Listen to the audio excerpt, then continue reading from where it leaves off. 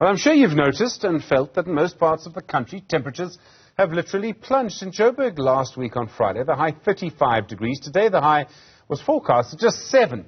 Really. Even places like Uppington last week, mid-40s, today under 30.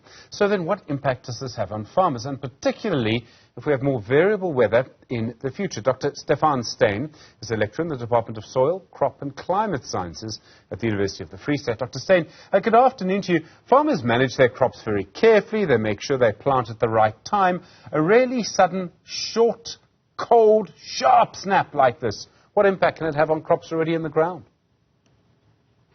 Yeah, if there's small emerging plants coming out, then there is problems if there's late frost, obviously, and a little bit of stunted growth. But as long as there's not too much severe frost occurring, then they will bounce back. There's also problems with other agricultural commodities, like your small stock farmers, where like in the Eastern Cape and so on, if there's a cold snap coming through, that it can cause problems with them, where they don't tend to be good at adapting so quickly to sharp falls in temperature, especially if it's accompanied by strong winds and precipitation, like what we have seen here. Does it matter when this happens? In other words, are some crops sort of summer crops and therefore more vulnerable to weather like this?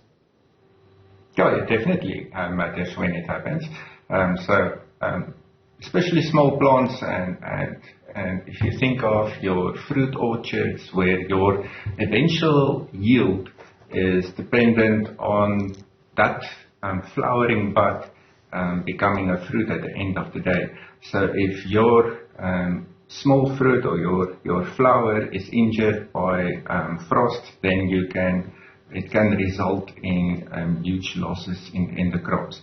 I think most of the flowering or the orchards has gone past the flowering stage, so it's in the bud forming, going to a fruit.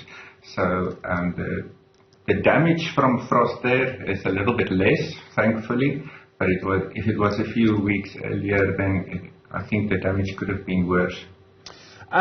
So, I mean, this has hardly ever happened before. I mean, I think it has happened where we've had temperatures drop so quickly, but it's incredibly rare. Do farmers need to plan for this to happen a bit more often if we see what's happening in the climate at the moment? Yeah, it's a typical thing for a climatologist to tell you it's not rare, but yeah, it has happened in the past. We have seen snowfalls even in summertime, but it's definitely not the norm. It is unusual for this time of the year. I can 100% agree with that. It is a very interesting system that we've seen here, where we have a very sharp upper trough, almost making like a cut-off flow, and a very well-developed cold front moving through.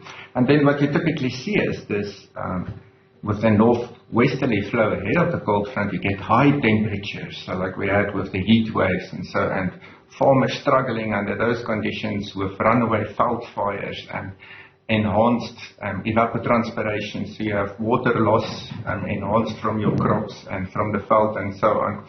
And then with the front coming through, there's a sudden change in wind direction, which is also very dangerous, and we had some people being caught off guard by that when fighting veld fires and things like that.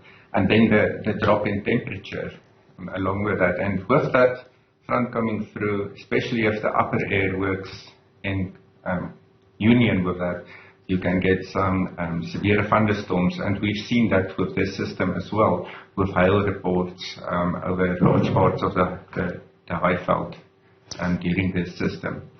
So yes, we live in a country where we are susceptible to variability, and the farmers know that our rainfall, especially in the summer rainfall area, is mostly convective in nature, so meaning you get thunderstorms, and it's not always very dependable, and we try to adapt to certain strategies to deal with this temperature and rainfall variability. But there's only so much that farmers can do at the end of it. There's still all sorts of forecasts about what's going to happen with rainfall over our summer season. And the forecasters I've heard from say they don't actually know yet. It is supposed to be an El Nino year, but the models seem to almost conflict with each other. So there's conflicting information on which they're trying to base their forecasts. And obviously, we've had so much rain over the last 3 years. Is it even possible to know what kind of rainfall we're going to get this rainy season for farmers? Yeah, I think it's important for us to understand that when it comes to seasonal forecast or forecasts over a longer term, we are nowhere near in terms of accuracy that we see in a short-term forecast for a few days ahead in time. So you cannot be deterministic with those kind of forecasts, for example, telling exactly when it's going to rain and how much it's going to rain and those kind. And we will probably never be there because of the chaos in the atmospheric system and so on. But what we know is that historically speaking, and this is not necessarily set in stone either, that when we have an El Nino phenomenon, the chances are enhanced to have a drier season over the summer rainfall regions of our country. So that's not necessarily, that's definitely not good news, but it's also a function of when the El Nino kicks in and exactly where the center of warming is over the Pacific Ocean and connections in the climate system across the globe. So the El Nino didn't kick in till late winter, and so it does not affect the beginning of the season always as strongly. Let's say if the El Nino continues for 2 years, then that second season may be higher impacted, if I can explain it like that. Dr. Stephan Steyn, thank you. Lecturer in the Department of Soil, Crop and Climate Sciences at the University of the Free State. Do appreciate it.